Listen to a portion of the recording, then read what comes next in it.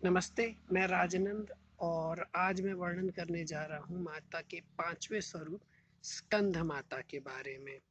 स्कंध माता 2 शब्दों से मिलकर बनता है, स्कंध और माता। स्कंद अर्थात कुमार कार्तिकेय। कुमार कार्तिकेय की माता के रूप में माता के हम इन 5वें स्वरूप की पूजा करते हैं। इस स्वरूप में हम माता और कुमार कार्तिकेय दोनों की ही पूजा करते हैं।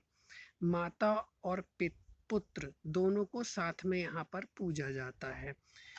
अब एक आदर्श माता और एक आदर्श पुत्र क्या होते हैं वो इनकी कथा के द्वारा हम समझते हैं।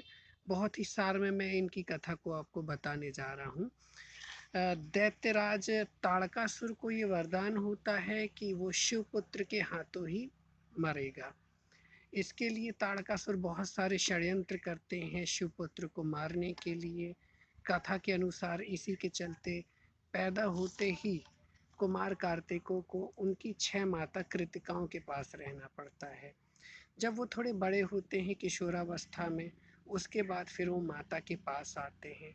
माता और शिव इन दोनों की शिक्षाओं के द्वारा वो एक योग्य व्यक्तित्व का निर्माण करते हैं। वो कुमार कार्तिकेय को एक कुशल योद्धा बनाते हैं, कुशल सेनापति बनाते हैं, कुशल व्यक्ति बनाते हैं, कुशल चरित्रवान बनाते हैं और कुशल विद्वान भी बनाते हैं।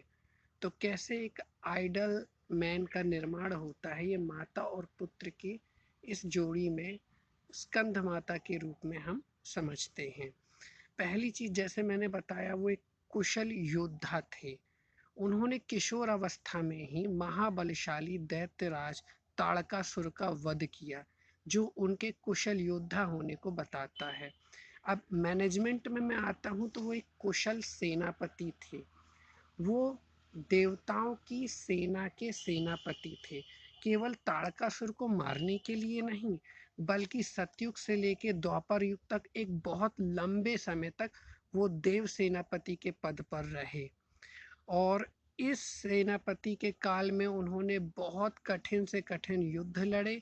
ऐसे ऐसे वरदानी जो चक्रव्यूह हुआ करते थे उन्होंने तोड़ के दिखाए सेनापति के रूप में।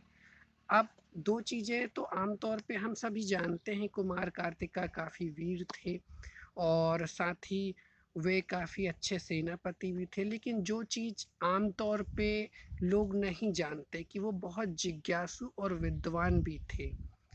तो कुमार कार्तिकेय की शिक्षा के बारे में बताया जाता है। शिव पिता ने उन्हें शिक्षार्थ प्रजापिता ब्रह्मा के पास भेजा। उन्होंने जिज्ञासावश प्रजापिता ब्रह्मा से पूछा ओम का अर्थ। तो प्रजापिता ब्रह्मा ने 12,000 श्लोकों के माध्यम से उन्हें ओम का अर्थ समझाया, पर वो उससे संतुष्ट नहीं हुए। फिर प्रजापिता ब्रह्मा ने उन्हें शिव पिता के पास पुनः जाकर के इसका अर्थ समझने की बोला कि जाओ जाके इसको समझो।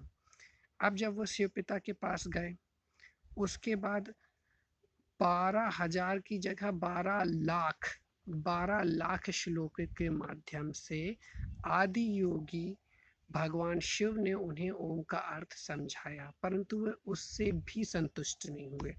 फिर उन्होंने स्वाध्याय के माध्यम से 12 करोड़ श्लोकों के माध्यम से ओम का वर्णन किया, अध्ययन किया, तब जाके वो संतुष्ट हुए।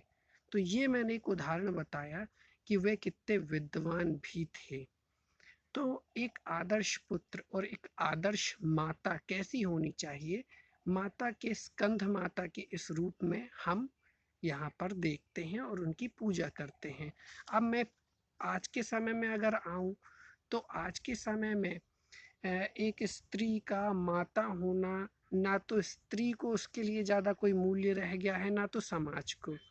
एक स्त्री माता तो सभी बनते हैं, लेकिन एक आदर्श माता बनने पर उतना जोर आज के समय में नहीं रह गया है। अब इसमें मैं दोषी केवल स्त्रियों को नहीं ठहराऊंगा कि वो माता होने पर उतना गर्व नहीं करती है या फिर माता होने का दायित्व उतनी अच्छी तरह से नहीं निभाती है। जो एक आइडल सिचुएशन की बात कर रहा हूँ, मैं स्कंध माता की बात कर रहा हूँ यहाँ पे, वरना तो सभी अपने बच्चों को पाल पोस के बड़ा करते हैं।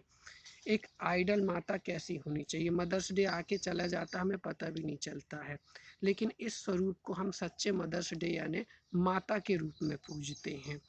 अब यहाँ पे कहीं न कहीं दोष हम समाज के रूप में भी उठाना होगा कि हम यहाँ पर माता को और एक गृहिणी को एक स्त्री के रूप में वो सम्मान नहीं दे पाते हैं जो उसे मिलना चाहिए।